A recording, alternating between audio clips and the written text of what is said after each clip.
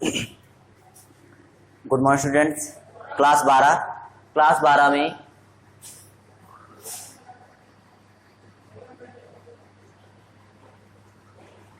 12 में आपका जो चल रहा था जीनी व्यतिक्रमों की वंशागत, ठीक। तो उसमें आप आज जो है लास्ट टॉपिक पढ़ेंगे कि आज का टॉपिक जो है टॉपिक का नाम है phenyl ketonuria. Phenyl ketonuria short में से कहते हैं PKU। क्या कहते हैं इसे? PKU। तो आज हम जानेंगे कि फिनाइल कीटोन्यूरिया होता क्या है, ठीक, किस कारण से होता है। चलिए देखते हैं। वीडियो शुरू करने से पहले अगर आप हमारे चैनल पर नए हैं तो चैनल को सब्सक्राइब कर लें, बेल आइकन को दबाएं ताकि आपको वीडियो की नोटिफिकेशन मिल सके। चलिए शुरू करते हैं। इस रोग में फिनाइल कीटोन्यूरिया मतलब फिनाइल कीटोन्यूरिया।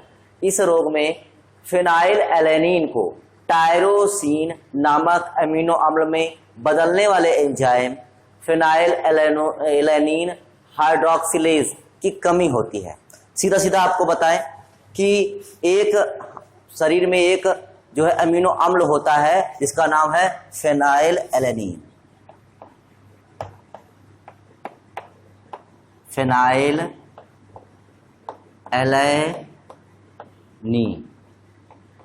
तो जो ये अमीनो अम्ल है, इस अमीनो अम्ल को टायरोसिन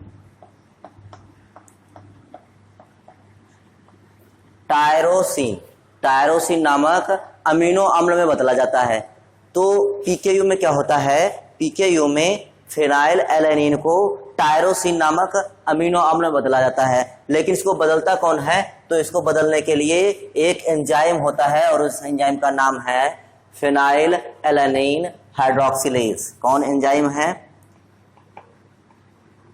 एंजाइम कौन सा है? Phenyl alanine hydroxylase.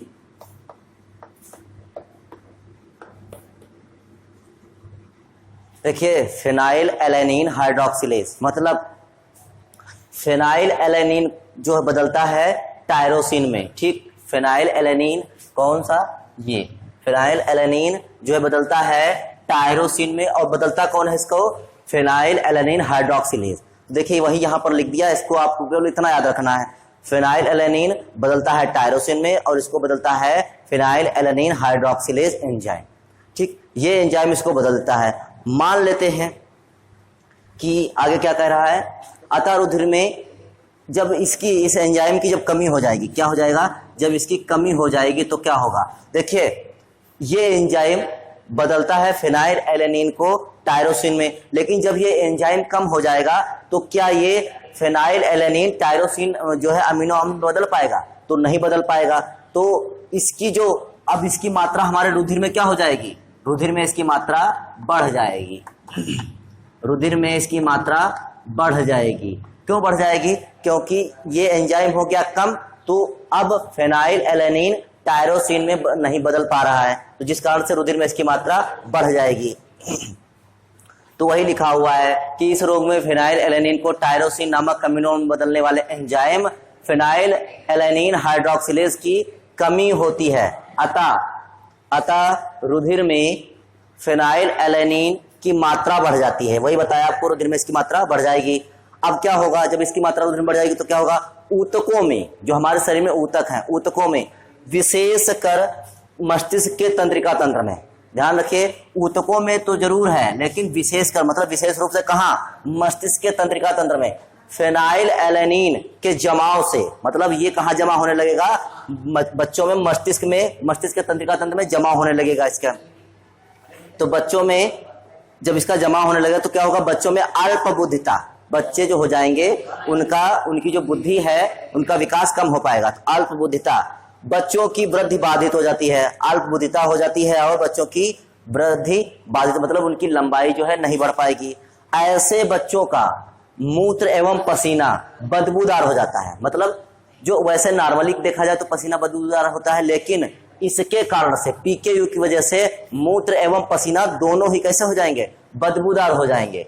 यह रोग उन व्यक्तियों में होता है जिनमें इस एंजाइम के संबंधित दोनों जीन अप्रबल होते हैं। ठीक, इसमें भी कैसे, इसमें भी ये रोग किसमें हो जाएगा, PKU, जिसमें ये दोनों जीन अप्रबल होंगे। ठीक, अगर दोनों जीन अप्रबल हैं तो इस एंजाइम की कमी हो जाएगी। ठीक, तो ये आपने समझ लिया। अब इसकी आनुवंशिकी कैसे जाता है देखते हैं इसको। ठीक, जैसे मान लेते हैं कोई एक PKU का संकर पुरुष है, एक संकर पुरुष है, इस रोग का संकर पुरुष है, और एक संकर स्त्री है। ठीक, ये काहे के लिए है, PKU के लिए है। ठीक, संकर पुरुष, तो इसको हम P से रिप्रेजेंट करेंगे और एक जो अप्रबल जीन होगा उसको स्मॉल p से। ठीक, फिर एक कैपिटल P और एक स्मॉल p। तो ये क्या है, ये है जीन्स। फिर क्या बनाएंगे, ये युग्मक बनाएंगे। ठीक, तो युग्मक में 50% इसके जीन, 50% इसके जीन्स। ठीक, फिर इनका क्रॉस हो जाएगा, बिल्कुल वही पुनेट के चौकोर खाने बीज से जैसे पहले करते आए हैं।